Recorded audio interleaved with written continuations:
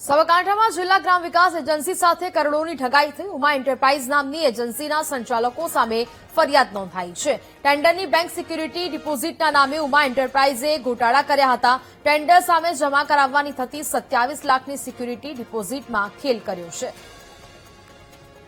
2 વર્ષના ટેન્ડરમાં 2 વર્ષનું ટેન્ડર પૂર્ણ થતા અત્રેથી 1 વર્ષ માટે એને વર્ક ઓર્ડર એક્સટેન્ડ કરવામાં આવેલ હતો। જે અન્વયે અત્રેથી નિયમોનુસારની સિક્યુરિટી ડિપોઝિટ જમા કરાવવા ઉમા એન્ટરપ્રાઇઝને જણાવેલ હતો। ઉમા એન્ટરપ્રાઇઝ ગાંધીનગર દ્વારા યસ બેંકની અત્રે સિક્યુરિટી ડિપોઝિટ જમા કરવામાં આવી હતી। જેની ખરાઈ કરવા માટે અત્રેની કચેરીથી યસ બેંક ગાંધીનગરને પત્ર લખેલ હતો। ગાંધીનગરથી યસ બેંકનો જે રિટર્ન જવાબ આવેલ હતો તેમાં સ્પષ્ટ લખેલું હતું કે આ સિક્યુરિટી ડિપોઝિટ યસ બેંક ગાંધીનગરથી ઇસ્યુ થયેલ નથી તથા જે સિક્યુરિટીમાં નંબર છે એ પણ ઇનવેલિડ છે।